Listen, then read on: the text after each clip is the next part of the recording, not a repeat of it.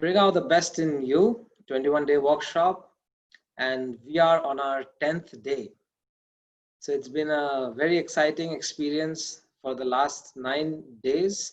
I have been seeing your comments and the experiences that you have been sharing. Yesterday, I happened to join the breakout rooms and see all of you asking such wonderful spiritual questions.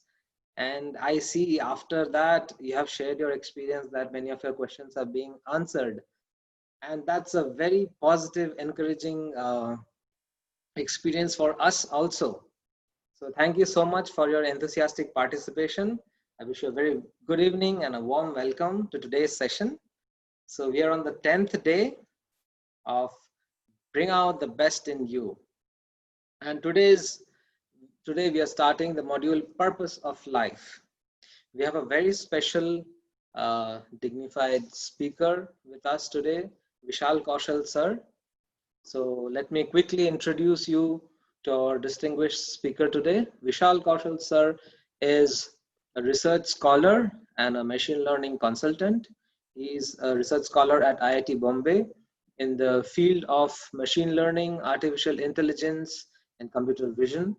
He has completed his BTech with honors in CSC, Computer Science, from IIT Kharagpur in the year 2004.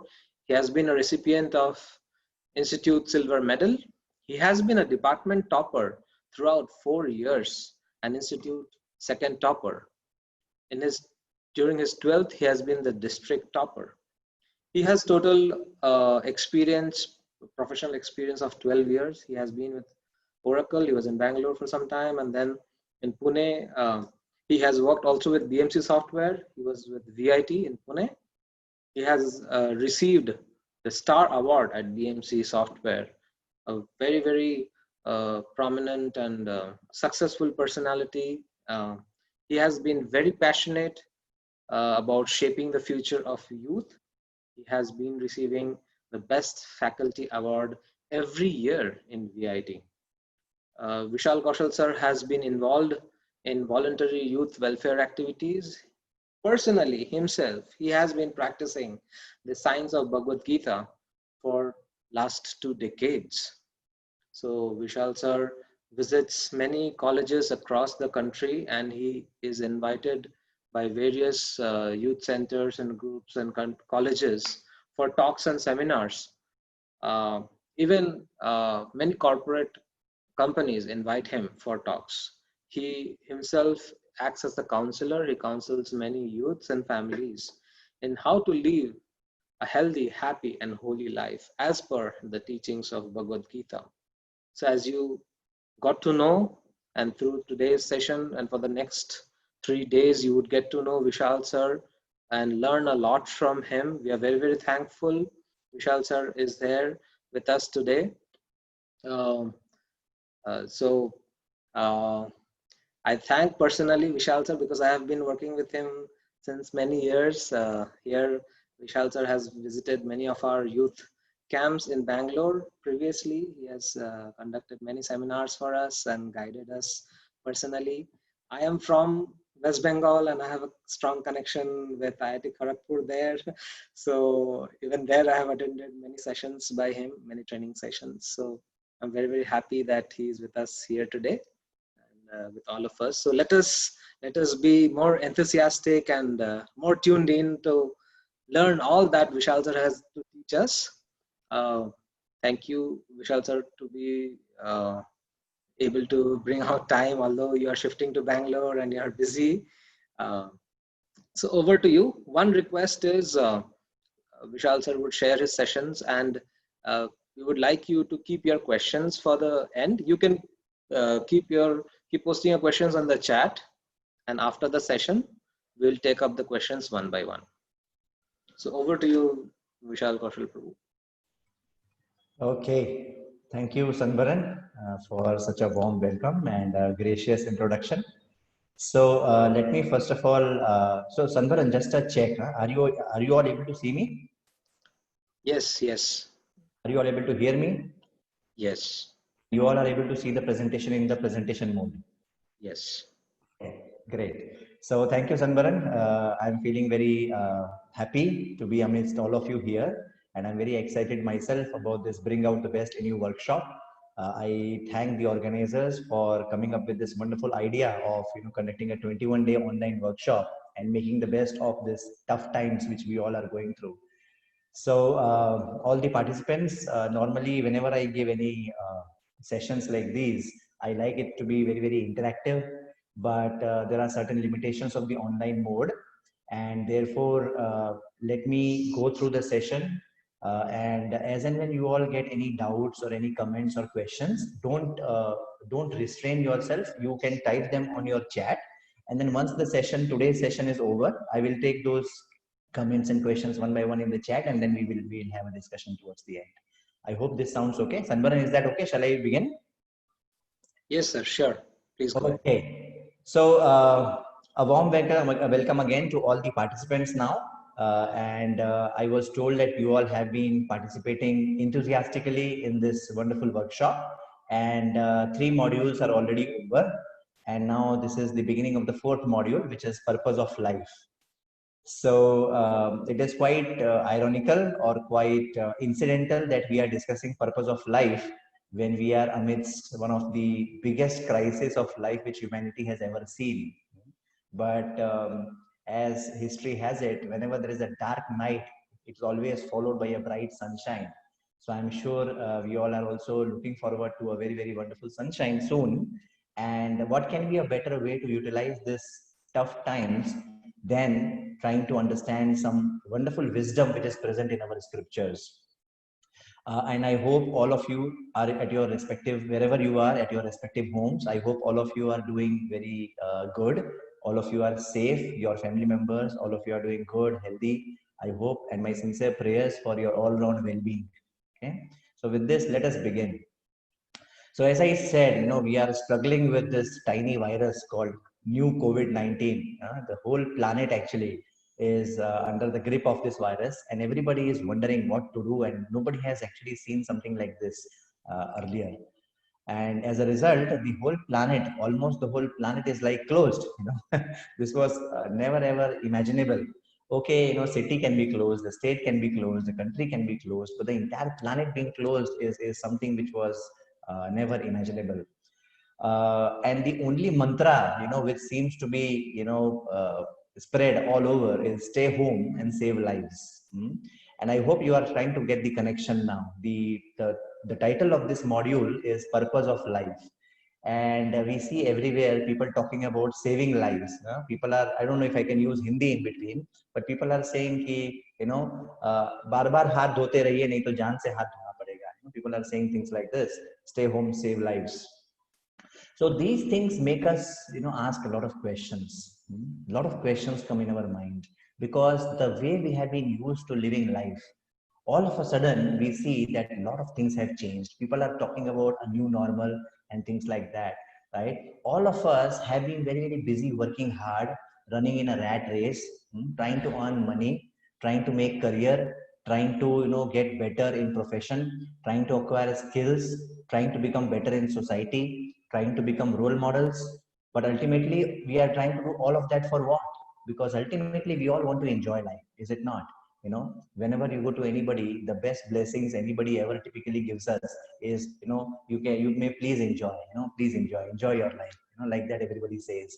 And the enjoyment which we know of typically is party, celebration, movies, malls, going to nice picnic spots.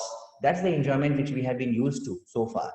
But all of a sudden, we realize that because of this corona, all these activities, the very activities which we felt adds flavor to life, the very activities which we thought adds spice to life, the very activities which we thought adds the fun element, to life, for which everybody else is working very hard. Ultimately, people are working hard to earn money for what? So that they can do these things. And now during these times of corona, these very things are banned. These very things are not allowed, right?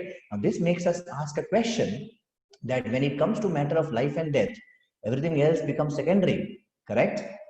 So you see here it says, Jaan hai to jahan hai. Our honorable Prime Minister, in one of the addresses to the nation, he also said this, Jaan hai to jahan hai. That means when it comes to matter of life and death, movies, Hi, malls, Prabhuji. yes. Voice is little low. Oh, voice is low. Okay. So I'll try to speak a little louder. Is that okay? Yes, Prabhuji. Is it better now? Yeah, yes. Okay, okay. So I was telling that, we have heard this slogan, Jaan hai to jahan hai, which means that when it comes to matter of life and death, everything else becomes secondary. Be it movies, be it malls, be it picnic spots, be it celebrations, be it partying, everything else becomes secondary. What does this mean? This means that human life is something really, really more precious and more meaningful than all these activities. Because if the ultimate purpose of life was to enjoy these activities, and now that these activities are banned, is it that it's now not worth living anymore? No, we are still talking about saving lives. That means there is much more to life than these things. This example, I talked about one example of corona. Let us think of another example, right? So when I was working with Oracle and BMC Software and all these corporate companies, you will see there is a typical practice of every 3 months or every 6 months they have to do this fire drill. And it is a government norm. Whenever you have a big building, for compliance purposes, they are supposed to do this fire drill every now and then. And in that fire drill, they used to tell us that when the alarm goes off, when the fire alarm goes off, you are supposed to just leave everything as it is and run.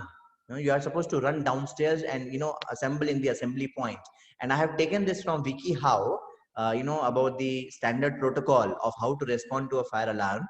And you see step 3 is stop what you are doing. When you hear the alarm, you must stop anything you are doing at that time. Don't take time to finish a sentence on your paper or send an email. Don't take time to gather your things. Respond to the alarm immediately. Now, I may be working on some very, very important project. I may be writing some very important piece of code.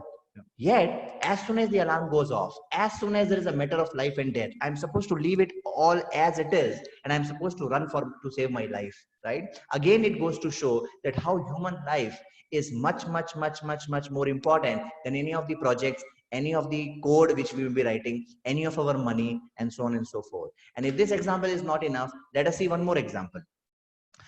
God forbid, let's say there is a car accident, right? And one Mercedes Benz clashes with one let's say BMW, right? And the Mercedes Benz, let's say, is of 40 lakhs and the BMW is of 50 lakhs, right? So let's say these two cars, God forbid, they collide in an accident, in a car crash, right? And then the news comes, one person dead after multi-car crash on West Street in Tribeca or whatever, right? Have you ever seen the news that, oh, one 50 lakhs car crashed with the 25 lakhs car and there's a total loss of 75 lakhs? Have any of us ever heard any news like this? Never. What to speak of this 75 or 50 lakhs car? Even when the aeroplanes crash, which go into crores, even when the aeroplanes crash, no news channel or no government will say that, what, we faced a loss of 10 crores because of this aeroplane accident. They will say, oh, thankfully nobody died. Or, some 5 people got injured and 2 died, things like that. Again, it goes to show that how human life takes precedence over everything else. But then we ask a question to ourselves. We are all intelligent people, is it not? So we ask a question to ourselves. What is it that makes human life so precious and special? I thought the ability to go to movies, the ability to go to malls, the ability to go to cinemas or, celebrations, parties, picnic spots, enjoying time with friends and family. I thought that is what makes our human life special.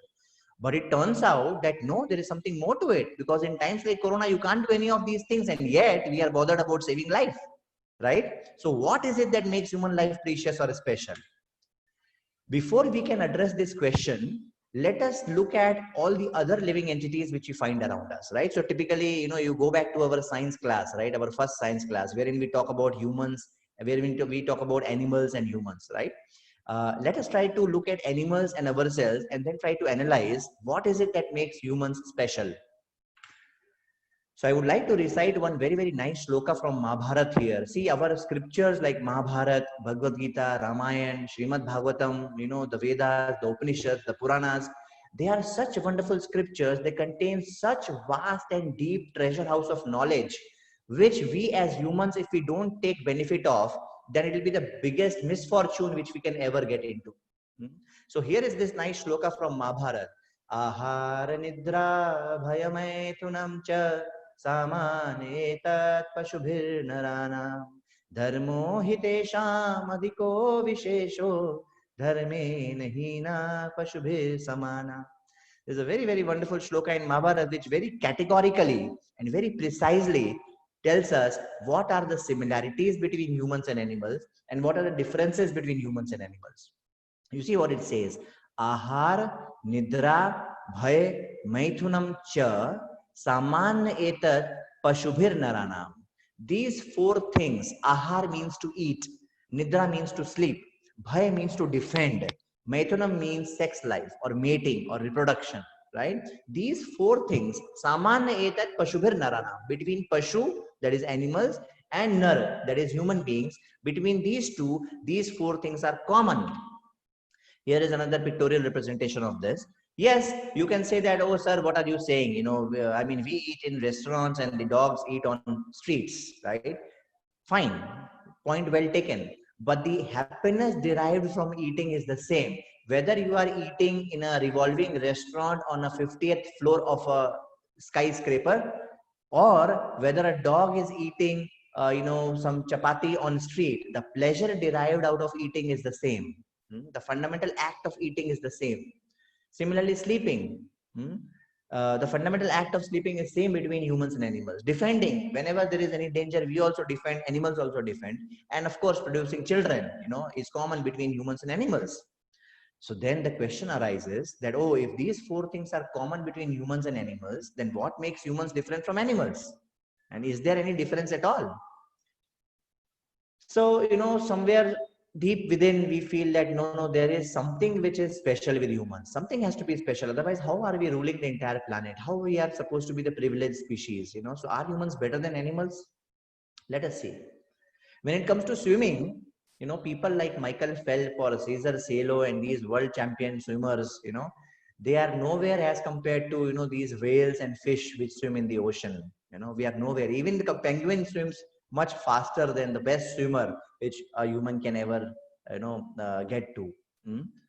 As far as sprinting is concerned, Usain Bolt, the fastest runner on this planet, fastest human being on the planet, is nowhere as compared to some average animals when it comes to running.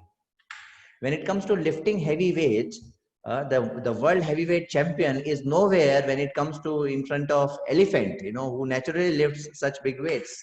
When it comes to long jump, a snow leopard is able to jump for over 49 feet, and the Olympic champion Mike Powell, he is able to jump over only 29.4 feet. So what does this go to show? This shows that as far as the various bodily activities are concerned, that could be of eating, mating, sleeping, and defending, which are common between humans and animals. As far as various bodily activities are concerned, what to speak of being special, we are nowhere close to even the average animals when it comes to those activities. Then what makes us special? Now, had it been an interactive class, I would have asked all of you to raise your hands and say what makes us special. And I'm sure some of you would have said that, oh, we have higher intelligence and we have higher emotions. Maybe I'll send this video to you over email. I'll send this to organizers. But let me just tell for now that if you watch some couple of hours of National Geographic Channel, or if you watch couple of hours of Discovery Channel about various lives of various animals, you will see how intelligent they are.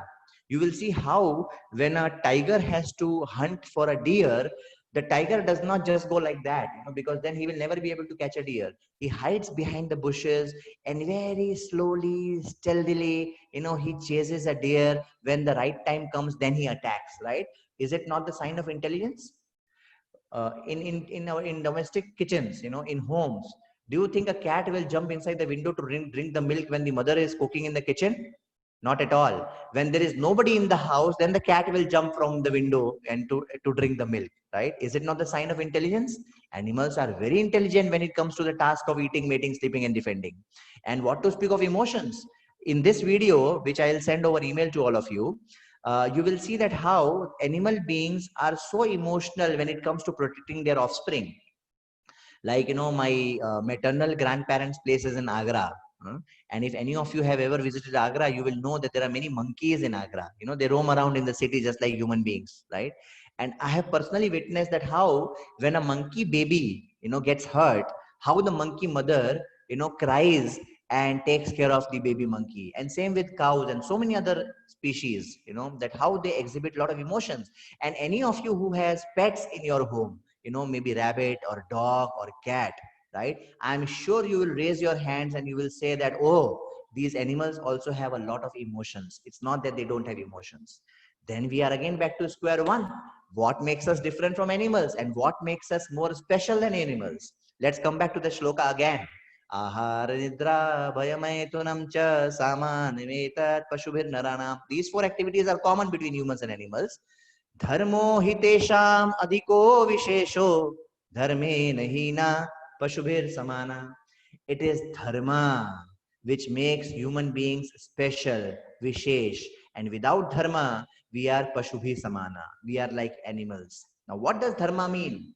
Dharma basically means to be able to understand the higher truths of life, to be able to inquire about the higher truths of life.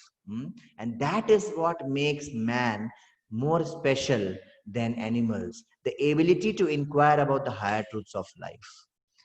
And that is what we will now focus on, to understand that how human beings have got this unique ability. Please note my words. Human beings have got this unique ability to be able to inquire about the higher truths of life. Now, what do I mean by higher truths of life? So somebody made this nice cartoon, you know, it caught my attention. You see, you know, the lower species of life, like, you know, the fish, the reptiles, the amphibians, the birds, or whoever, you know, the apes, they will only think about eating, surviving, reproducing. You see how close this person is to what the shloka, you know, we just came across in Mahabharata, right?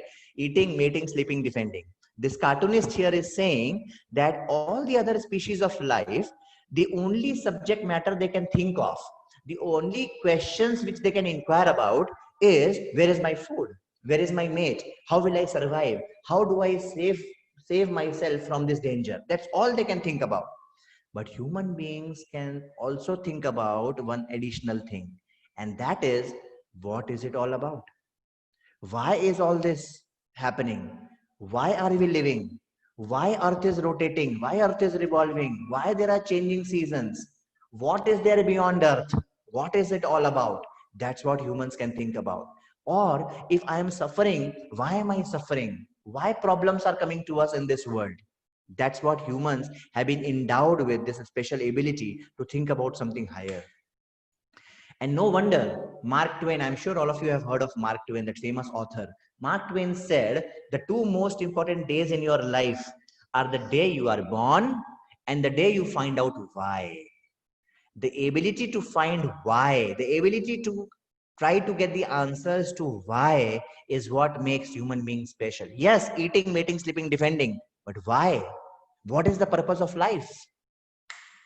Which is very much the title of this module, right?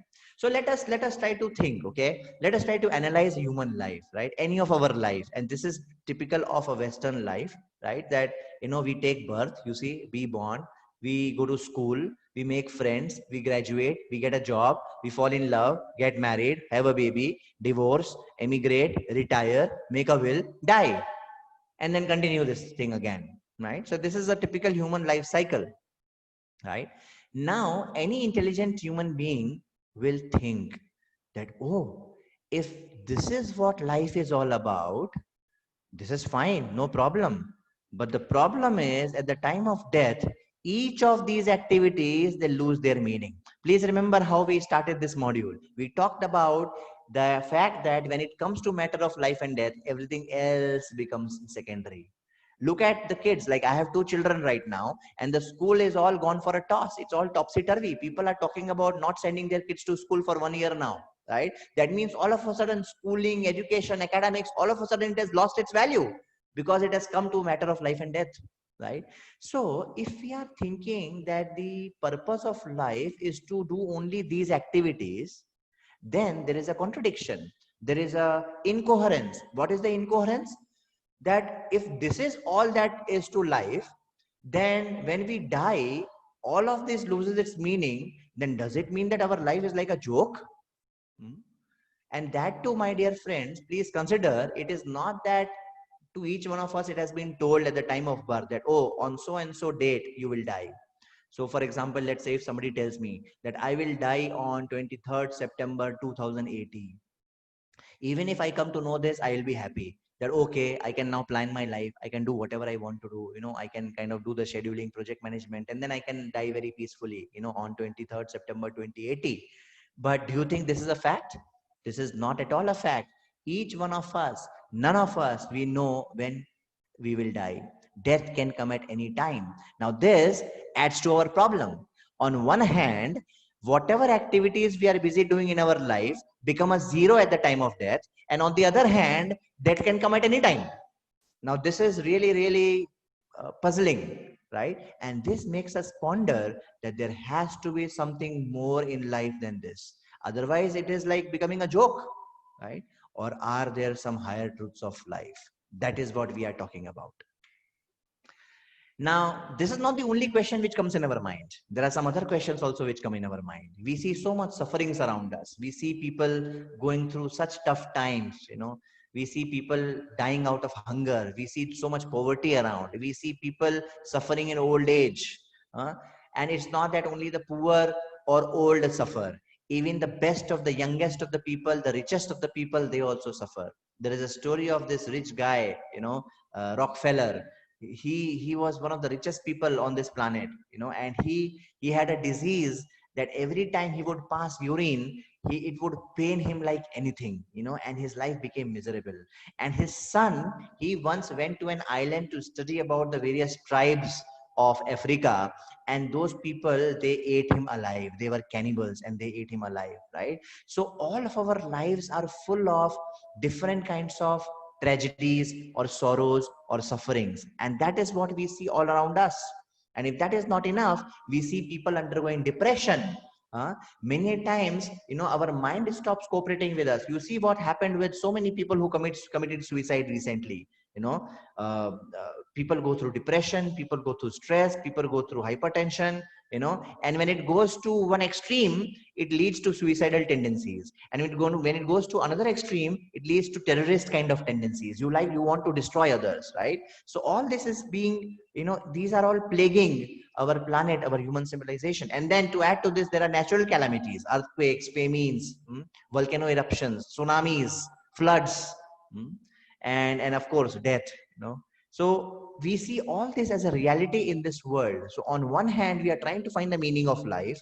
On the other hand, we see in this world there are so many sufferings which come to us uninvited, and that makes us ask questions about. And please note, we have already seen that according to the Shastras, according to our scriptures, So we have already seen that according to our scriptures, this ability to inquire is what makes us special. Animals cannot think like this. Only people like you and me, only human beings can think like this. That when we see all these things around us, when we try to reflect upon the higher truths of life, when we try to find meaning to life, we come across these questions as to who am I? Why is there pain and suffering in the world? What is the goal of life? What is the purpose of life? Is it all about just taking birth and dying one day? Is it just about waiting for the time we die?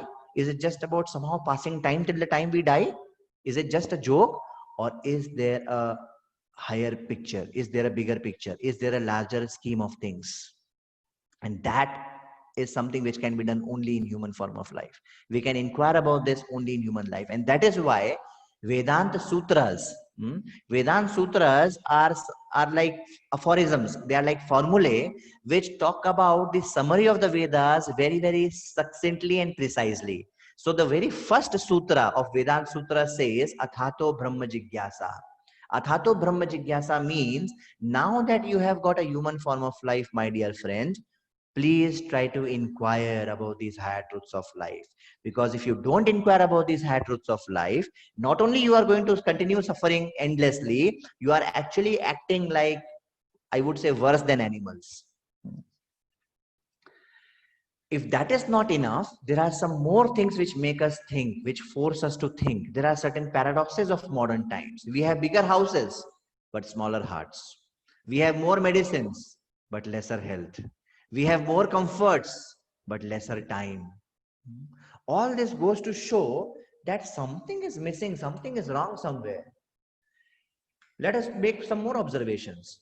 Earlier, some 50 years back, 100 years back, when people were more God conscious, when we had richer culture, when we took pride in our spiritual and cultural heritage, that time some things were very, very wonderful. For example, earlier they used to say Atithi Devo Bhava. You know what is Atithi? Atithi means guest, right? And in India, this is a very, very famous cultural aspect of our country, that Atithi Devo Bhava. That means we treat guests like God. But now today, unfortunately, people are putting doormat like this. Tum fir tapak pade, you know. Or sometimes people, they put a board called beware of dogs in front of their house. Even if they don't have dogs, they say beware of dogs because they don't want anybody to come inside, right? So we have come a long way. Earlier we used to say Vasudhaiva Kutumbakam. That means the whole world is our family. The whole world is our family. And now people ride behind the truck, Chota Parivar, Sukhi Parivar. Just imagine, have we gone ahead or have we gone behind? Have we made progress or have we got degraded? Earlier, our mentality was such that we were able to treat the entire planet as our brothers and sisters. And now we are not even able to live peacefully with our close family members. We are saying Chota Parivar, Sukhi Parivar. Earlier, the slogan used to be live and let live. Today, the slogan is Karlo Duniya Mutti Mein. Beg, borrow, steal, kill, but enjoy. Is it making people happier? Not at all. Earlier, the slogan used to be let's make people better. And today the slogan is let's make things better. And what do you see around ourselves? Let us just turn around, right? People are becoming more and more degraded. Human beings are becoming more and more degraded. Values are getting degraded. Culture is getting degraded, but things are becoming better. Mobile phones, laptops, projectors, microphones, whatnot, right? Because today's slogan is let's make things better. But earlier the slogan used to be let's make people better. Earlier the slogan used to be Santosham Param Sukham. Santosham Param Sukham means that satisfaction is the best happiness. When you are satisfied, you are not like a beggar. It is said, once I attended one lecture and that person told a very, very striking thing. He said, do you know who is a rich man and who is a poor man? A rich man is not one who has millions and billions of dollars in his bank account. That's not a rich man. And a beggar is not one who does not have any penny. That's not a beggar. A rich man is one whose desires are less than his, the demand is less than supply, right? So basically, a rich man is one whose desires are less than the facilities he has. And a poor man is one whose desires are more than the facilities he has. So one can be a richest man of the planet and yet he can be like a beggar. In fact, it is once, the seventh richest man on the planet was interviewed.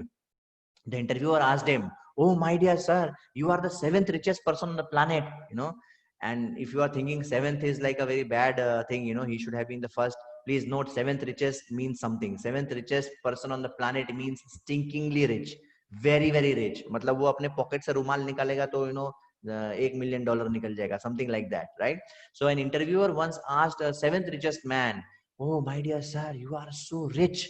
You have so much money. How are you feeling? And that person said, I want more. Now, this is a beggar mentality. He is a poor man. He is a poor man because his wants, his desires are more than his facilities. On the other hand, if our desires are less than our facilities, then we are like a king. We are like a rich man. And that used to be the modus operandi, in olden times. Santosham Param Sukham. But today, the slogan is Ye Dil Mange More. That is the slogan, Ye Dil Mange More. And therefore, everybody is unhappy. Everybody is frustrated. Even the richest people are frustrated. Earlier, we used to have real friends. Today, we have only Facebook friends. And life without technology, of course, technology has a lot of wonderful advantages. But we have to also see that if we do not use technology as our slave, right? If we use technology as our slave, it is wonderful. But if we make technology our master, then we will ruin our life. It is said technology is best slave, but worst master. And then list goes on. Earlier objects were used, people were loved. And today objects are loved and people are used. I'm sure all of you attending this presentation today will agree with this, that how people have become so selfish. People have become so mean. that they love objects and they do not think twice before using people. But earlier, people were so happy, people were living such fulfilling life that objects were being used and people were being loved. And another irony is that we have more and more gadgets, more and more convenience. So much scientific inventions and discoveries have led to such wonderful comfort and convenience. Yet, if you talk to people 50 years back or 70 years back, they will say that, oh, we had all the time in the world to talk to people. But today, everybody is running, no time, no time. Where is the time going? We are not understanding. Time is only going in WhatsApp, Facebook, Instagram, Twitter, and doing all TikTok and talk and all nonsense, right? So all this makes us ask another question, that we have guided missiles, it seems, but we have misguided men. So what are we missing? See, it is a symptom of intelligence to be able to look at things around us, to look at people around us, to look at situations around us, to look at events around us, and to ponder and to think and to ask ourselves, are we going in the right direction or are we going in the wrong direction? Is something missing? That is a symptom of intelligence, and every human being has been endowed with this intelligence to be able to fundamentally ask, that what is the purpose of life and what is the right way to live life. Now one may say, "Arey sir, what happened? Why you are so frustrated? Just forget all this. Just be happy. Eat, drink, and be merry. Don't worry. Be happy." Somebody may say like this, but such people are just closing their eyes. This is called as ostrich mentality. When an ostrich sees a danger, it is a very famous phrase also in English. I don't know if it is a fact with ostriches or not, but at least this phrase is a fact. It's called as ostrich algorithm. In computer science and operating systems, of course, I'm from computer science background, so my examples are typically from computer science. But in operating systems, so there is a subject called operating systems in computer science, and there are certain algorithms for certain things. And one of the algorithms is called as ostrich algorithm. Ostrich algorithm means it's a way to handle deadlocks. It means that don't do anything, just let things happen the way they are happening. So it is coming from the fact that when an ostrich sees danger, ostrich does not do anything. It just closes its eyes. It just puts his head inside the ground, thinking that a danger has gone away. Right? So this is called as ostrich mentality. So those people who think that, "Arey yaar, chodo, itna kyun sochne ka, itna load kyun lene ka," just don't think. Just eat, drink, and be merry. Just don't worry, be happy. Then they all are living a life of ignorance. They are living a life of illusion, and they are thinking they are happy. But actually they are actually really, really frustrated. On the other hand, spirituality means living a life of reality. That's what spirituality really means. Living a life of reality, not running away from problems, not running away from ignorance, but trying to understand the higher truths of life by the light of the Shastras, and then acting upon it.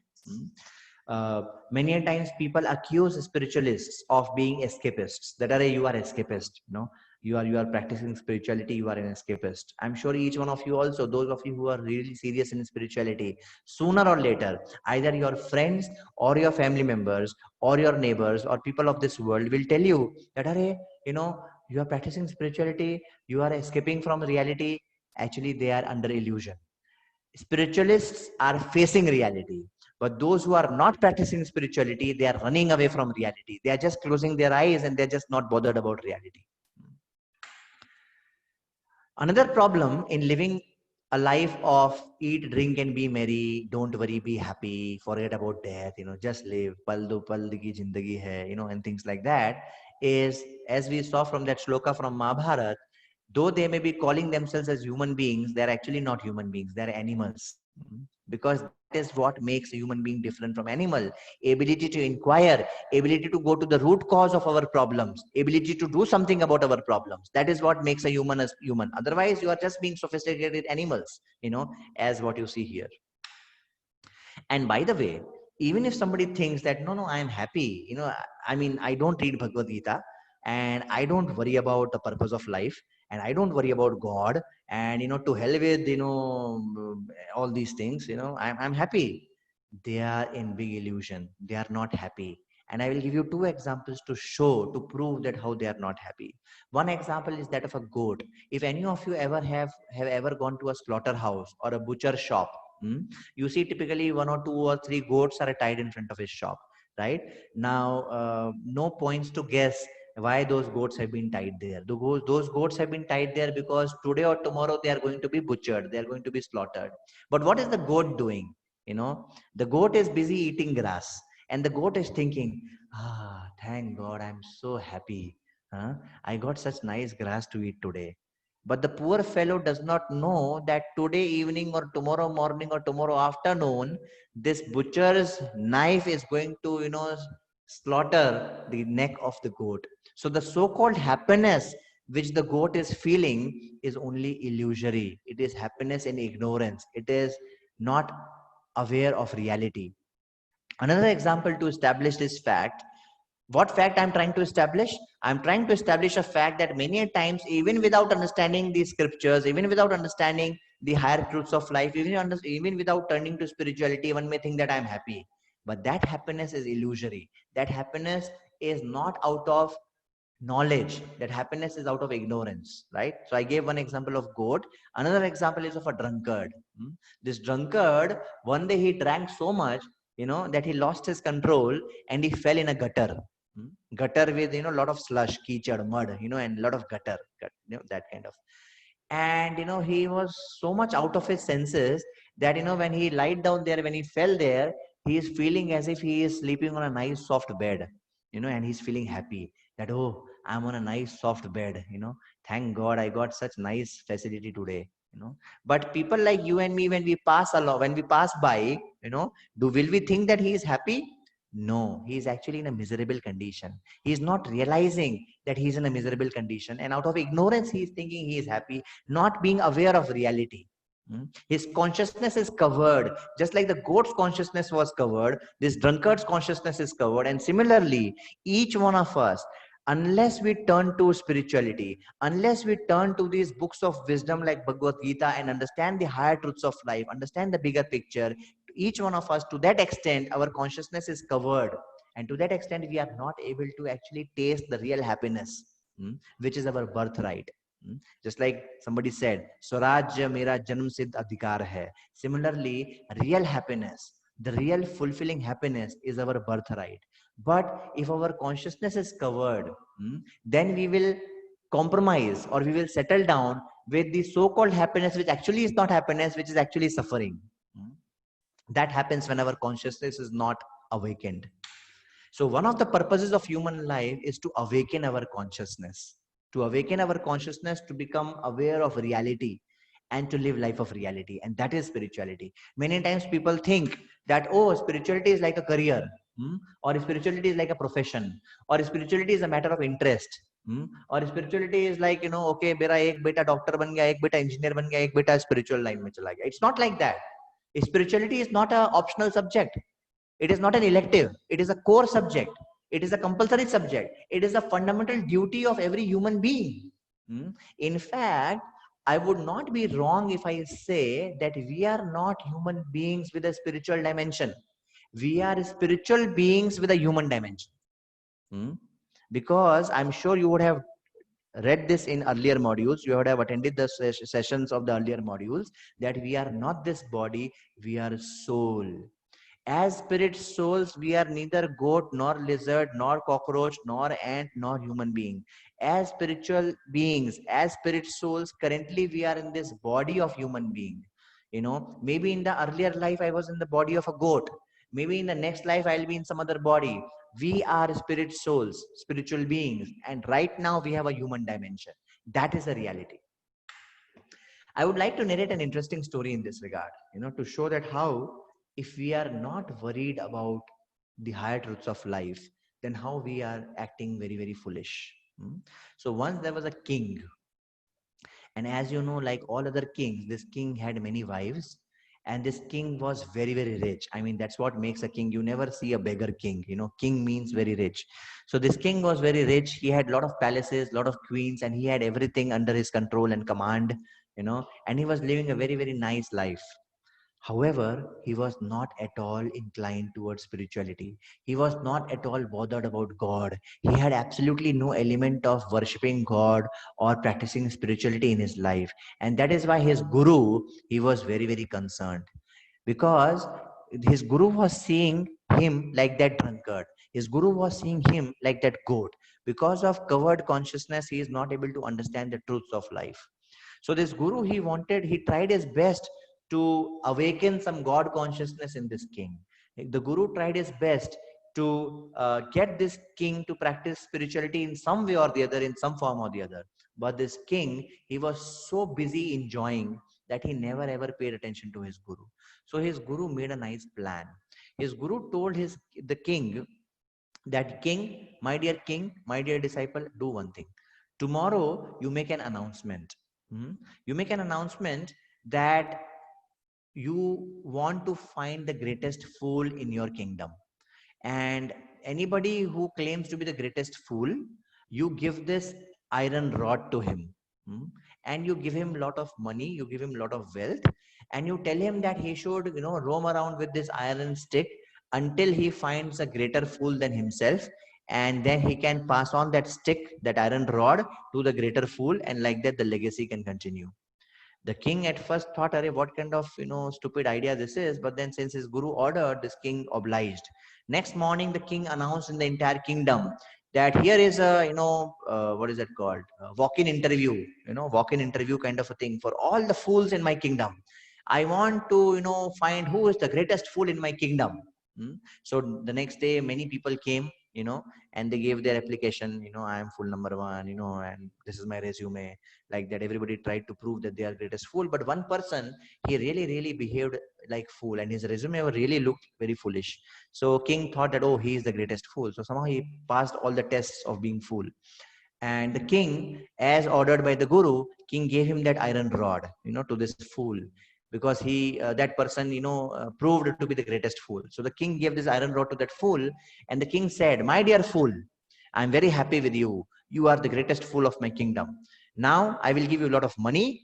You just have to go to your home and just roam around. Don't do anything. I will take care of all your needs. I will take care of all your food and shelter and everything. But the day you find a greater fool than yourself, the day you find a fool who is bigger fool than you, then you have to give this stick to that fool. And like that, you have to live your life." Okay, matter over. Now several years passed by. This fool was roaming around with a stick, this iron rod, and this king, as it happens with all our kings, one day he became old and he was on his deathbed. The king was on his deathbed. And when he was on his deathbed, he was thinking, his people asked, "Where are you going?" He said, "Arey, I'm going, I'm passing away now. I have to leave this body, because one day or the other, all of us have to die." In English, they say, "As sure as death." Nobody can defeat death. Nobody, there is no exception to this rule of death in this world. Everybody has to die today or tomorrow. So this king, he knew that his time has come. He is on his deathbed and he is going to go. So many people came, last darshan, they bid farewell to the king. And then king got reminded all of a sudden. Everybody came one by one and greeted the king, and wished him farewell, on his onward journey to the next world.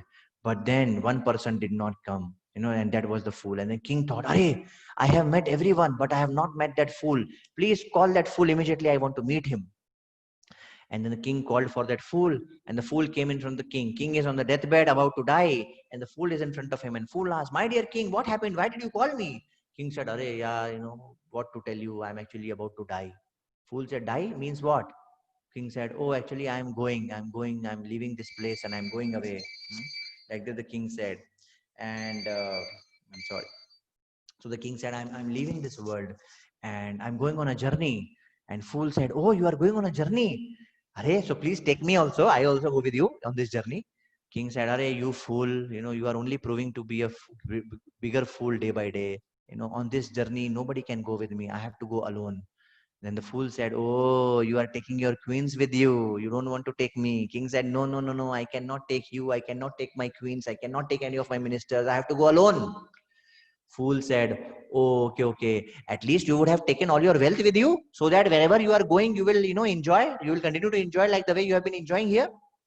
King said, "Arey, you fool, you don't realize whatever wealth I have earned, whatever palaces I have, whatever gold and silver and diamond I have, I cannot take even a single penny with me." The fool said, "Oh, is it?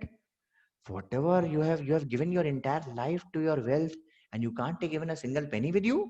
King said, no, no, I can't take even a single penny with me. And then the fool said, oh, at least you would have made sure that wherever you are going, you have all facilities there. I hope you have called those people, and you have arranged for your grand welcome there.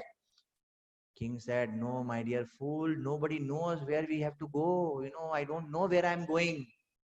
Fool said, my dear king, you had told me that the day I find a greater fool than me, I should hand over this iron rod to him.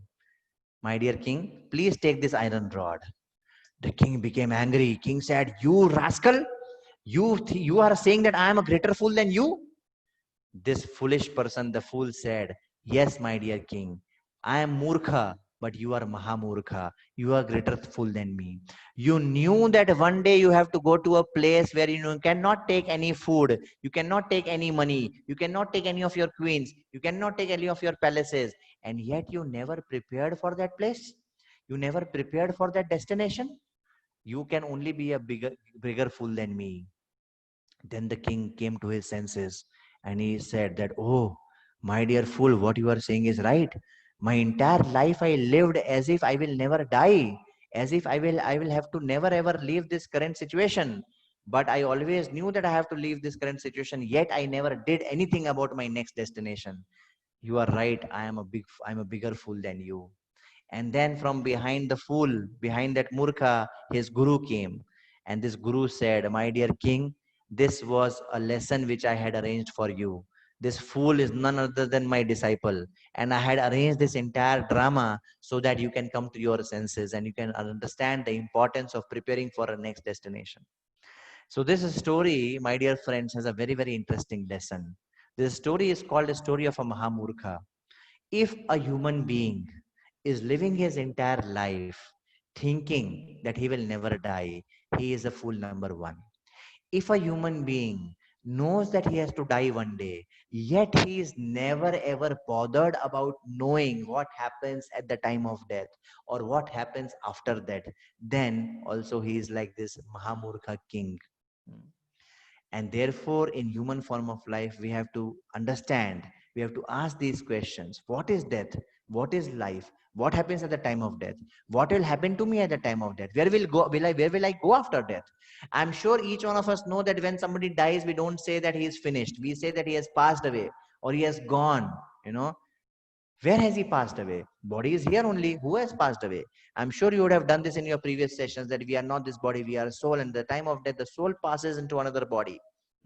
So people talk about future security, is it not?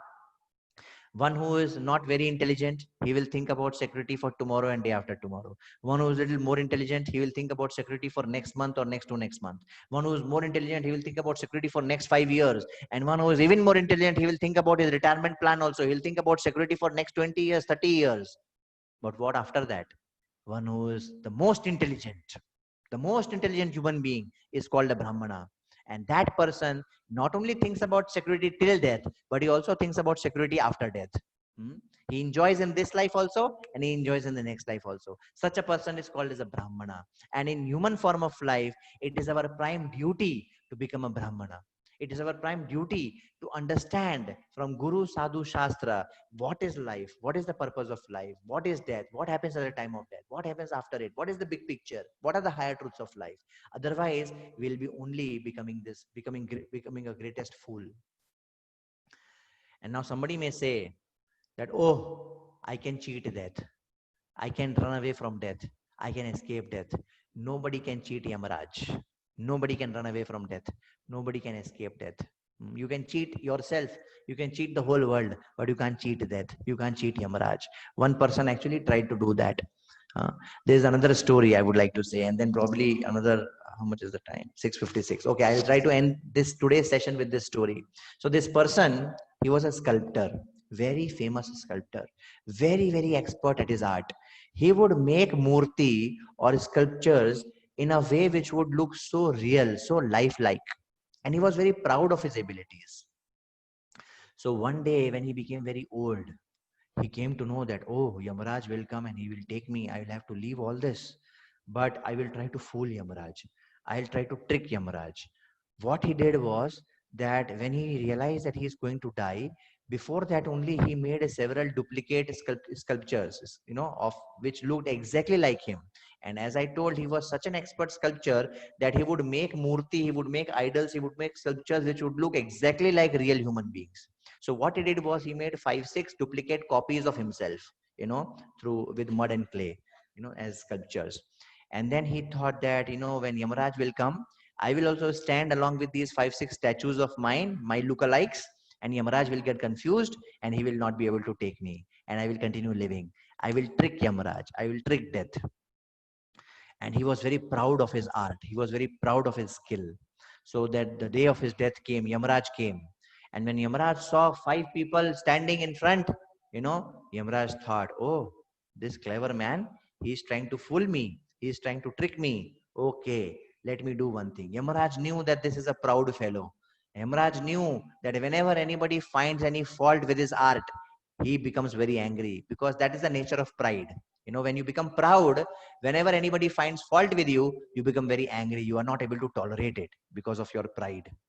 So Yamaraj knew that this person is a puffed up person. Yamaraj knew that he is a person full of pride. And then Yamaraj, he deliberately, found fault in one of the statues. Yamaraj said that, oh, this nose is not little bit proper. All the other nose is okay, but this nose is not proper. And this person, proud as he was, puffed up as he was, he could not tolerate. He could not control his anger. And he started shouting, hey, there is no fault in my statue. And then Yamaraj said, ah, pakda, and Yamaraj got him. And then he had to die. He had to leave his body. So this story teaches us 2 lessons. One, we should never be proud. And we should always accept our faults with grace. And second, which is more connected to what we are discussing, we cannot cheat death. We cannot cheat Yamaraj. We would like to, so I will end this session here and we will continue in tomorrow's session. And what we are going to discuss is, today we have raised many questions. Today we have raised the seriousness of human life and how, if we don't behave in a particular way, if we don't think about these questions, then we are only being like animals. We are only being like fools. Now, tomorrow we will discuss how the scriptures give us the idea of how to make our lives perfect, how we can make our lives perfect. So let me do a quick recap of what we have done so far today.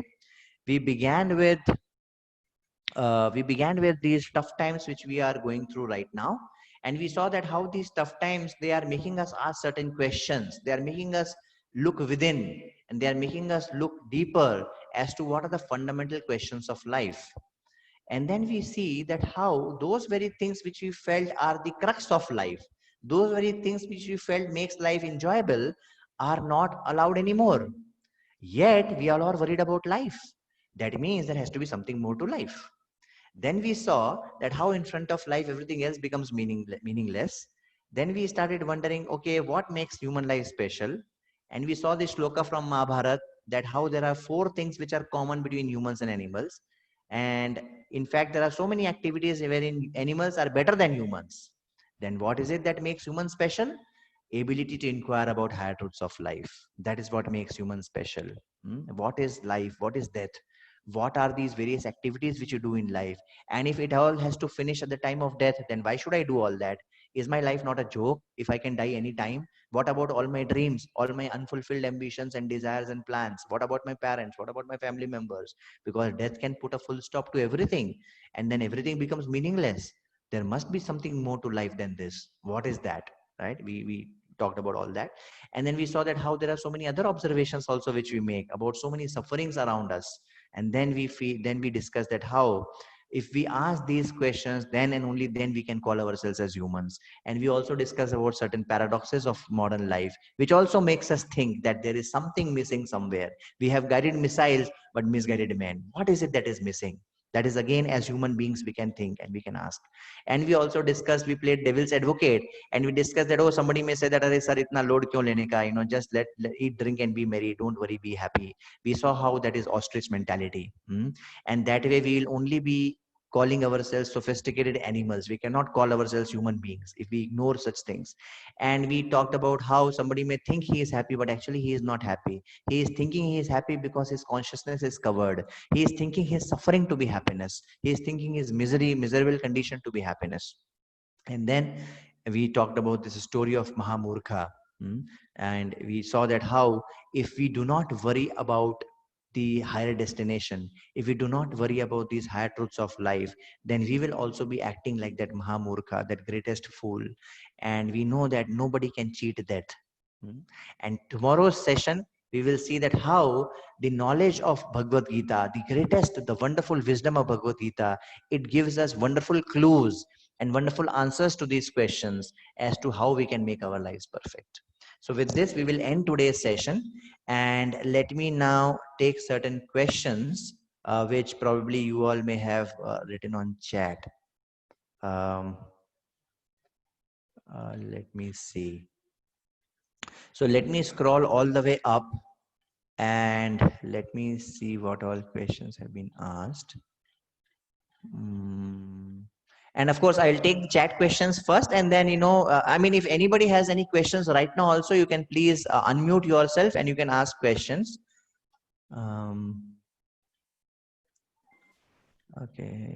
Okay, so from Swarangi.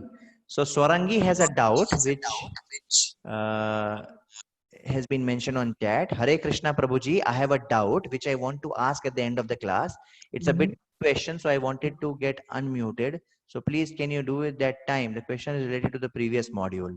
Okay, so can Swarangi be unmuted, please, so that Swarangi can ask question? Hare Krishna Prabhuji. Yes, Swarangi, please go ahead. What's your question? So Prabhuji, the last module was about the reincarnation of birth. Yes. So I just went through the Hare Krishna website about the Shukla Gupta. So she told about her past life, which, I mean, like she had died 10 years back and she was able to remember her 10 years old story.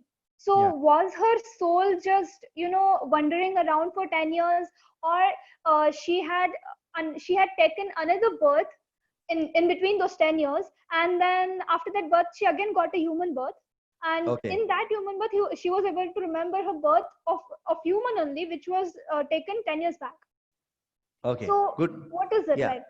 Good question, Swarangi. So the answer is quite simple. So first of all, we have to understand that the laws of nature are very complex for us to understand.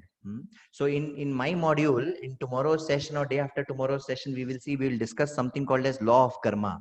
Okay, and this law of karma we will see is very, very complex. It is very, very difficult for us to understand, that after death what happens to us. The principles are known to us. Okay, that if you do this, this will happen to you. If you do this, this will happen to you. Like, if you know, in many cultures and castes in India, when somebody passes away, at that time the priest reads Garuda Puran. I don't know if many of you know of it, but if you ask your parents, you will see that Garuda Puran is some very famous Puran which is read when somebody passes away, in the family. And that Puran in details mentions that how, if you have lived this kind of a life, then you will get this kind of a destination in the next life. If you have lived this kind of a life, you will get this kind of a destination in the next life. Now, these principles have been very wonderfully mentioned in the Shastras. Okay. However, when it comes to a particular soul, that where exactly is he after passing away, right? That is very, very difficult for us to understand. And what Shastras say is, they say that death is like a long sleep. Sometimes souls are carried to hellish planets.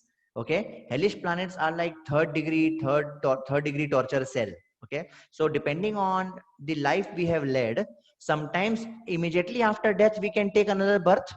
Sometimes after some time we take another birth, and that sometime could be like a long sleep, or that sometime could be our duration in some other body, or that sometime could also be our special third degree torture treatment in some hellish planets, after which we are again given some body in this world, right? So now it could be any of these cases, right? And this is very, very complex for anybody to ascertain that, okay, in this particular case, what was the case? But these are the principles which have been mentioned in the Shastras. Does that answer your question, Swarangi?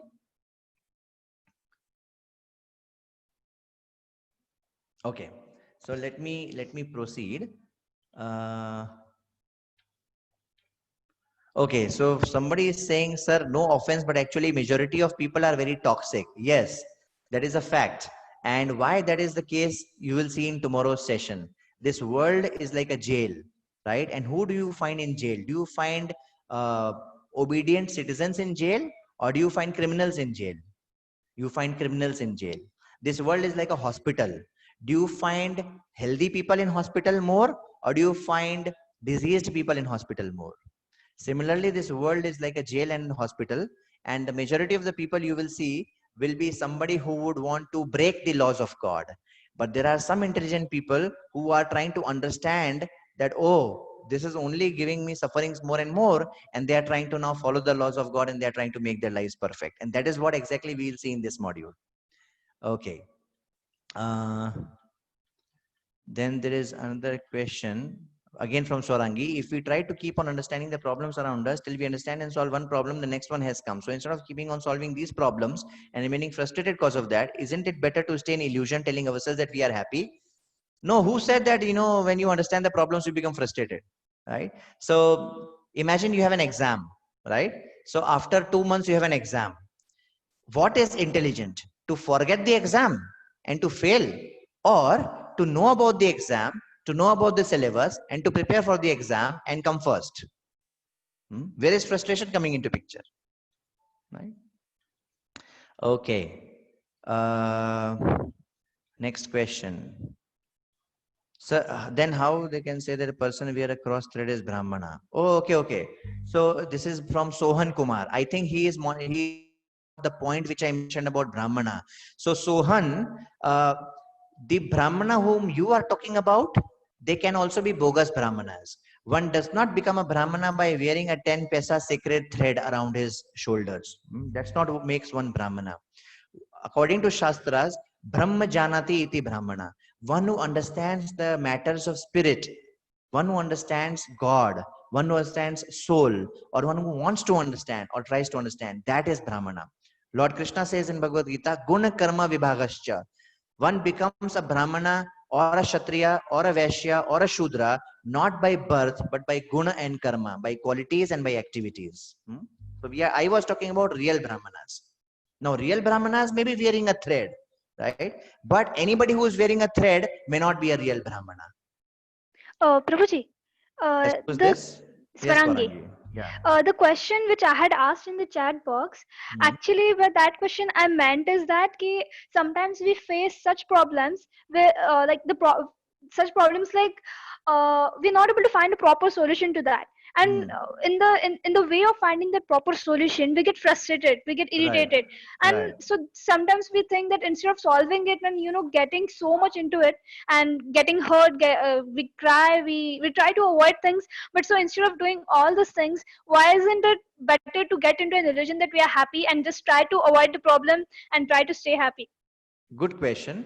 So there can be hundreds of problems around us, and any intelligent man would think that, okay, should I try to solve each and every problem, or should I try to find the root cause of all problems? That is one of the purposes of human life, which we'll see in tomorrow's session, that humans are able to. So if you remember, today I have talked about many questions, right? That what is the purpose of life? Why are there so many sufferings in this world? Why do we have to get so many problems? So the Shastras, they contain a lot of answers about these questions, and we will see it in tomorrow's session. And I gave a small hint today that this world is like a hospital, or this world is like a jail, right? And the problems come to us to remind us of the fact that something is wrong. So this I'm going to talk about tomorrow, but since you have asked this question, let me answer this right away. So why do we feel pain in the body? Is pain good or bad? Pain is bad because it hurts us, but pain is good because it tells us that something is wrong somewhere. Imagine if we did not have any pain, right? Then what would happen? Let's say I'm sleeping in the night, somebody comes and cuts my hand and I don't get any pain. Tomorrow morning when I wake up, when I try to lift my hand to brush my teeth, I'll not be able to lift my hand because my hand is no more, right? That will be the biggest disaster in my life. But will that happen in reality? No. When somebody is trying to cut my hand, I will get pain and I'll try to, throw him off. I'll try to, fight with him and I'll try to save myself. Similarly, there are a lot of problems in this world. Some problems are avoidable. Some problems are unavoidable. And those unavoidable problems are also there so that we can understand that there is something fundamentally wrong. And when we try to address that fundamental issue, when we start addressing that fundamental issue, then two things will happen. Not only many of our problems will automatically get solved. Secondly, even those problems for which we can't do anything about, we will get the strength to overcome those problems, not out of illusion, but out of real enlightenment.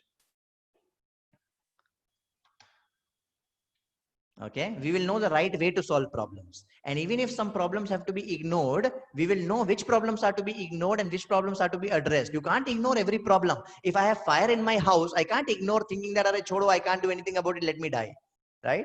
On the other hand, if my son is not coming first in the class, he's coming second in the class, I should ignore that problem. It's okay, not everybody can come first in the class, right? So we also need intelligence to know which problems can be ignored and which problems cannot be ignored. That is what Shastras, they tell us, right? Thank you, Okay. So Nishchal is saying that means we should accept as Brahmins, it's against someone religion. I'm not clear with this question. Maybe Nishchal can unmute and ask. Yeah, Prabhuji. Yes, Nishchal, go ahead. What is your question? Sir, you are saying that we should become one Brahmins to spiritually attain like Krishna. No. The moment we start inquiring, the moment we start understanding and appreciating these higher truths of life, we are already exhibiting the characteristics of a Brahmana. This is a real Brahmana. Okay. Thank you, Prabhuji. It's not that it's a post which we have to attain and only then we can think about God. No. If I am naturally getting some thoughts of God, if I am naturally appreciating these things which I told in today's session, then you are already a Brahmana. If you are understanding what I'm talking about, then you are already a Brahmana. And of course, there are many levels, right? As we understand more and more. Like, for example, when we were in class 6, then also we read physics. When we were in class 10th, then also we read physics. When we were in 12th, then also we read physics. When we were in engineering first year, then also we read physics, right? So we have become a student of physics, but we have not yet become expert in physics. Similarly, well begun is half done, right? At least we begin understanding these things, then we are exhibiting symptoms of Brahmana, like that. Yeah. Prabhuji, another question. Yes, Nishchal. Prabhuji, as you said, once we should present in this moment. Like we should do good karma to next spiritual world will be good. But thought says that we should be in present, thinking about the future. Right. Yeah, how can we define that? We are in confusion. Like. Question, Nishchal. On one hand, we hear that don't worry about past, don't worry about future, live in the present. On the other hand, we also hear that, oh, it is important to worry about future, it is important to think about future. So how to reconcile this? It's a very good question, Nishchal. So here is the answer. If I have an exam after 2 months, I give the same example which I gave to Swarangi. If I have an exam after 2 months, right? Should I just not worry about exam at all? Should I just not be aware of the exam at all? No, I should be aware of the exam so that I can plan accordingly. In that sense, we should be worried about our future. Worried not in the worried sense, but in the sense of being aware about our future. In sense of planning for our future. Because those who don't plan for future, they are called fools, right? So we don't have to worry about future. We have to plan for future. On the other hand, once we have planned for future, then when it comes to executing our plan, then we have to focus on the present so that we can focus on executing the plan. Does that reconcile both things, Nishchal? I'll again summarize. We don't have to worry about future, but we have to plan for future. We don't have to worry about past or future, but we have to live in the present when it comes to executing the plan so that we can focus on the execution. Thank you, Prabhuji. Thank you. Okay. Yeah. Now, next question Hello, is. sir. Hello, sir. This is Anuradha, and Yes, I Anuradha. want to ask you question. Prabhuji, we know that the ultimate goal of our life is to do the prayer of God and connect our soul to God. So what we are doing in this world? Why we are doing like nagging after success, nagging after education? Means what's the purpose? Very good question, Anuradha. We will discuss this tomorrow. So don't worry, hold on to your question. And this is a very good question. That on one hand, we hear that the goal of life is to connect ourselves to God. On the other hand, there are so many other duties and other responsibilities in this world. So should we leave all of them? And should we just 24 hours try to, connect ourselves with God, try to worship God? Or should we, leave God and do that? Or how to do it, right? That's exactly what the question Arjun got. Arjuna in Mahabharata, right? Arjun got confused exactly in the same way. He was wondering, should I fight or should I not fight? And then when he heard Bhagavad Gita, it became very, very clear to him. Arjuna, before hearing Bhagavad Gita, he wanted to run away in the name of spirituality. In the name of spirituality, Arjun wanted to run away, right? But after hearing Bhagavad Gita, Arjun practiced spirituality and he also fought. That is what is the matter of consciousness. That is what happens when we hear from the right source. When you really understand what is spirituality, when you really understand the goal of life. The goal of life is to connect ourselves with God. Yes, but how do you connect yourself with God? By doing the duties in this world, right? Yes, sir. You cannot connect yourself with God just by sitting in an aeroplane and then going to God. No, we have to connect. So God has created this world. God has created certain systems in this world, and when we execute our prescribed duties according to varna and ashram, according to those systems, then we get purified. And that is one of the ways by which we connect ourselves to God. There are various ways by which we connect ourselves to God, and the more ways the better. So Yes, both one more coexist. question, sir. Both coexist. The ultimate goal is to connect ourselves to God. So how to find what is the purpose of ourselves in this world? Like what we have to do to serve the society, means how to find what we have to do in this material world. Yes. So I will talk about it tomorrow in details. I will write properly 1, 2, 3, 4, 5 action items, Anuradha. Tomorrow we'll Yes, discuss this at length. Okay. yes, You sir. remember to ask this. You remember to ask me this tomorrow again. Okay. Yes, sir. Nowadays, I'm doing the chanting. I'm Yeah. trying to concentrate my mind on God, and I really like doing all such Good. activities. And I really want Good. to read the Bhagavad Gita, and I started reading the Bhagavad Gita, but I Good.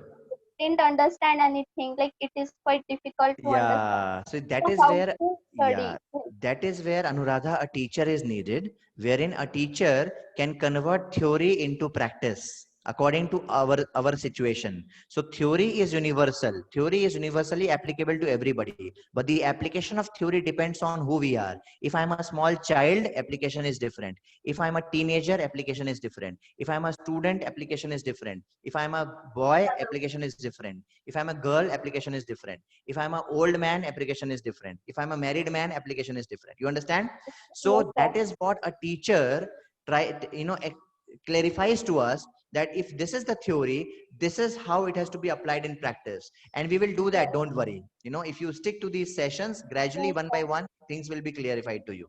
Yes, sir. Okay. Thank you so much, sir. Okay. So, Suvarna Sandeep Pawar, G3. Okay. Suvarna Sandeep Pawar is asking, how can we deal with those people who always gossip about us? Very good question. So, very practical question, Suvarna. So, basically, there are three kinds of people in this world. The, the worst are those who discuss about people. The second best, or better than them, are those who discuss about events. And the best ones are those who discuss about ideas. So those people who are always gossiping about you, first of all, you have to understand that they have nothing better to do in life. Okay. And acha, by the way, you have to first of all double check and make sure that that gossip is really a gossip and not something true, because many times somebody may be giving us feedback and we may be thinking it to be gossip, right? Because we hate to receive feedback, right? And it is good to receive feedback from others so that we can improve, right? However, if you are sure that no, it is no genuine feedback, it is no truth, it is all gossip only, then you should just ignore those things. The best way to deal with them is to ignore them. That's the best way to deal with them. Okay. So Shruti, sir, is it okay to tell a friend about God if he is an atheist? Yes, why not? But first you have to believe in God. Many times we think we believe in God, but our faith in God is sentimental. And if your faith in God is sentimental, you can't convince anybody else about God. Your faith in God has to be logical. It has to be reasonable. It has to be verifiable. And if your faith in God is reasonable and verifiable, then you can actually tell others about God, which is what I'm also trying to do right now. So why only your friend? You should tell whole world about God. But before that, you should yourself practice God consciousness so that you get that power to be able to convince others about God. So I told two things. One, your faith in God cannot be just sentimental. that will not last long. And that, forget about convincing anybody else about God. Your faith in God has to be scientific. It has to be logical, rational, reasonable, verifiable. Number one. Number two, God and spirituality is not just an intellectual exercise that, okay, I am convinced about something and I'm trying to convince you about something. No, it is a heart to heart transformation. To the extent your heart is transformed, to the extent you are practicing God consciousness, to the extent you are following the laws of God according to the Shastras, to that extent you will receive the empowerment from God to be able to spread God consciousness to others. It is not just an intellectual gymnastics. It is not just about, oh, I'm an intelligent person, I can convince others about God. No, it is about how realized I am, how obedient servant of God I am. It is about how much I'm trying to apply the instructions of God in my life. To that extent, I will be able to convince others about God. Okay. Is it also okay to try to teach him that he is on a wrong path by not believing in God? Yes, but we should do it in a very sensitive way. I mean, all of us were on wrong path. If not in this life, but in some previous life. All of us were on some wrong path or the other. And somebody came to us and showed us the right path. And now had that person showed us the wrong path in a very rude way or a cruel way, none of us would have come on the right path. So therefore, even when we have to show right path to somebody, first of all, we have to know who that person is. We cannot show the right path to our elders. We cannot show the right path to our superiors. We can only serve them. But to our juniors or to our friends, we can show them the right path. But we have to do that in a very sensitive way so that they don't get hurt. And we have to do that out of genuine concern for them. We don't have to do it out of our ego that I am right, you are wrong. We don't have to do it like that. Okay, what else? Okay, one of my teachers, so this is G3 Dr. Harsha, maybe Dr. Harsha, I'm not sure. One of my teacher once said, money is not God, but it is not less than God. Okay, so no, money is, to say that money is not less than God is very, very wrong. However, I understand the sentiment here. According to Srimad Bhagavatam, it is said money is like salt. Okay, Srimad Bhagavatam is a very, very wonderful scripture. It is one of the topmost scriptures which talks about God and God consciousness. And according to Srimad Bhagavatam, money is like salt. Too less is also not good. Too much is also not good. So no money is problematic. Too much money, if we are not able to use that money in God's service, is problematic.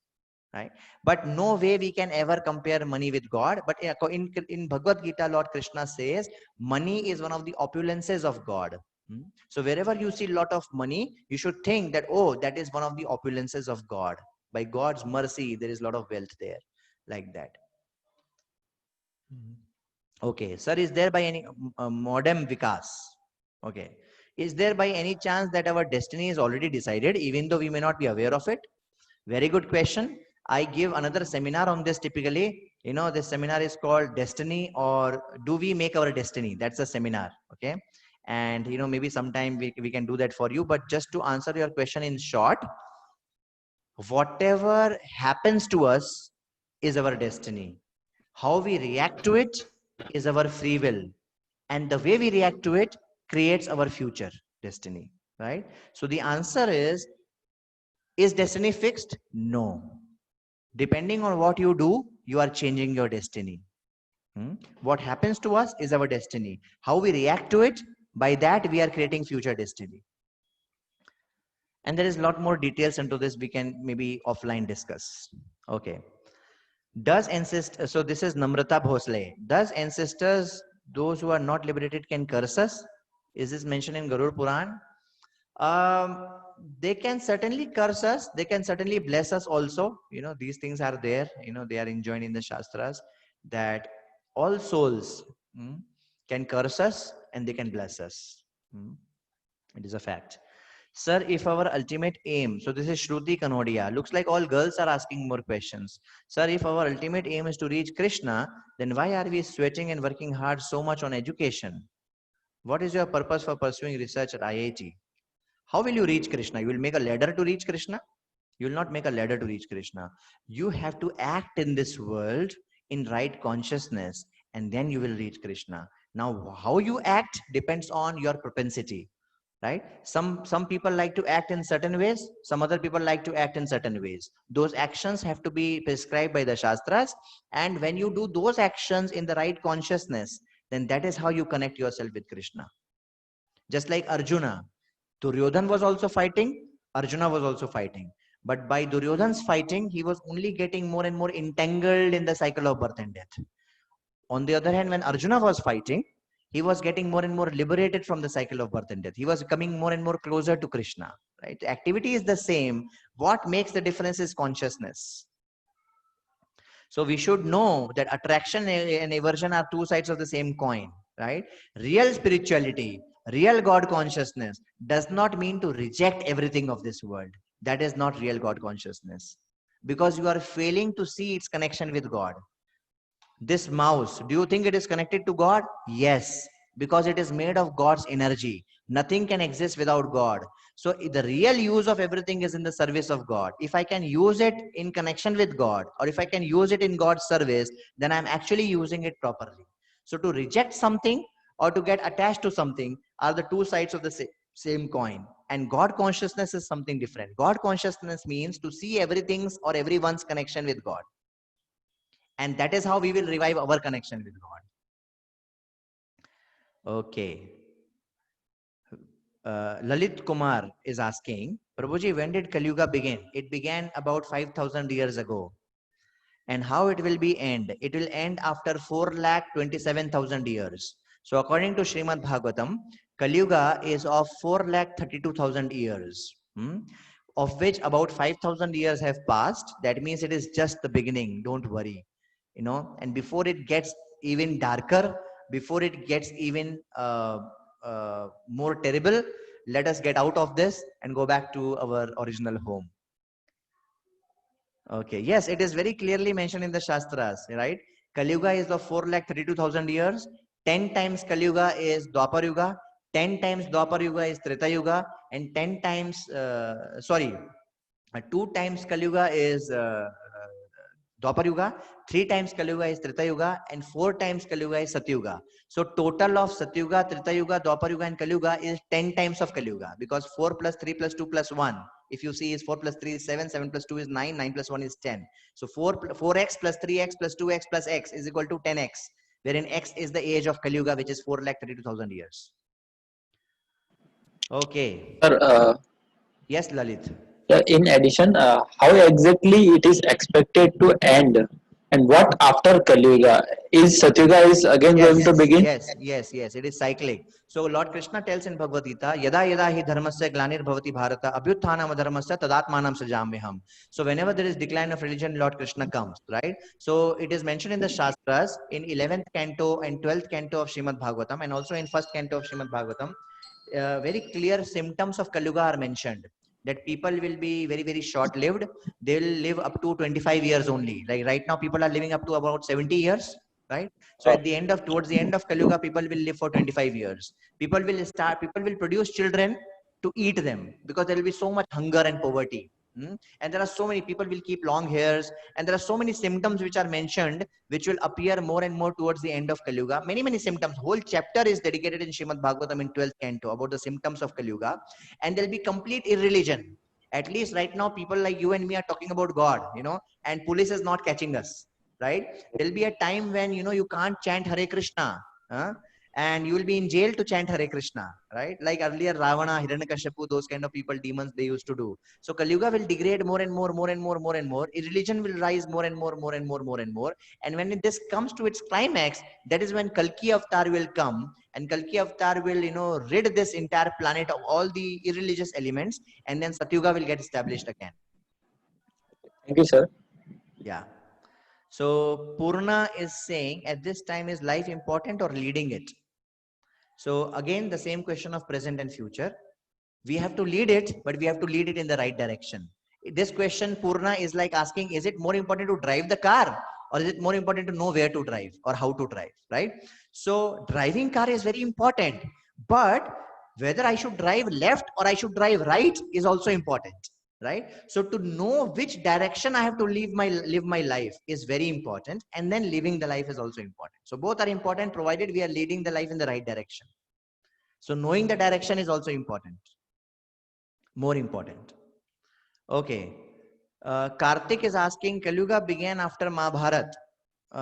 Yeah, I mean, Kalyuga began after Krishna departed. Yes. Kalyuga having 1, 2, how many zeros you have put? 3, 4, 5, 6 zeros you have put. No, Kalyuga does not have these many zeros. Kalyuga has 4,32,000 years. So Kalyuga has exact duration is 4,32,000 years. Yeah, yeah. Somebody has already answered that. Okay, in ancient time.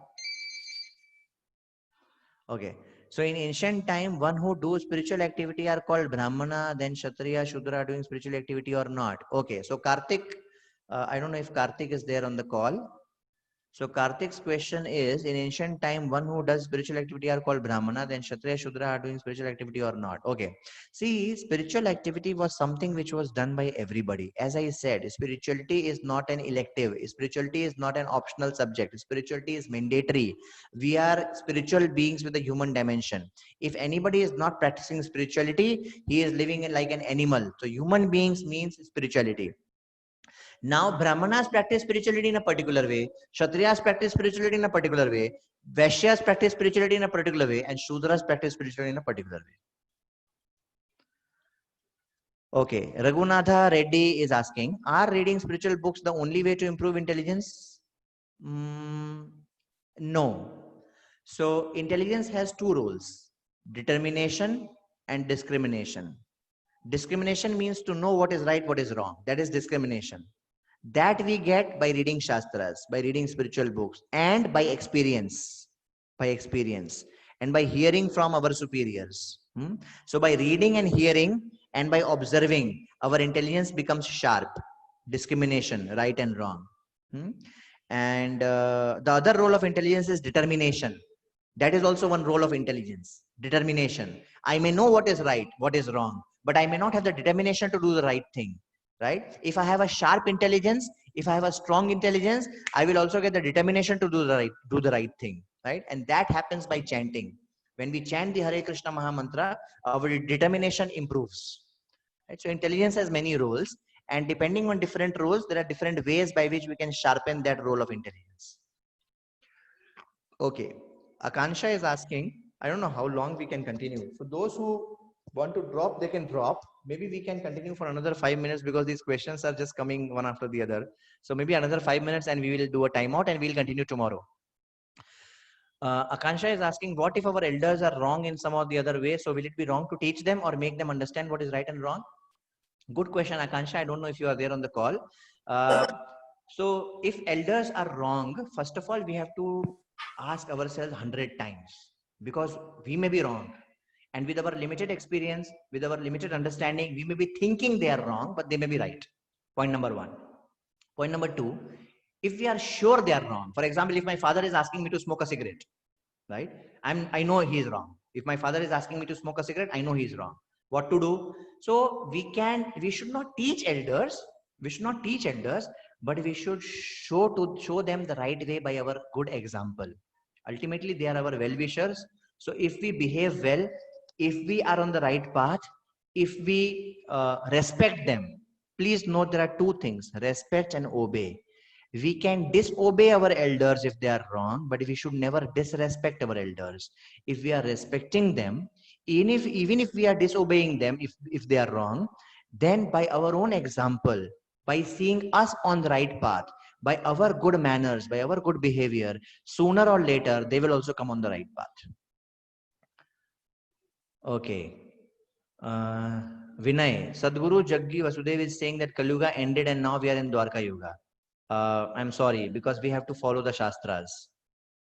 Because tomorrow somebody else also can say something else. I don't know how, I don't know him and I don't know whether this point is right or wrong. But all I know is that we have to believe the authority of Shastras, the scriptures. It has to be mentioned somewhere. And what I'm saying is mentioned. Okay. Thank you, sir. It is very, because for that matter, there are what to speak of saying that Kalyuga has ended. I have come across people who are saying they are God, So, if somebody comes across you and says that he is God, you ask him to open his mouth. And if it stinks, slap him on his face. Because when God opens mouth, you see entire creation in his mouth. So Purna is saying, that, okay, fine, that's fine. That's not a question. Okay, good. So at least I have gone over all the questions in the chat and we have finished all those questions. Another 2 minutes, if anybody wants to speak out his question or her question, you can unmute and quickly speak. And then, maybe we'll take one question like that and we'll end.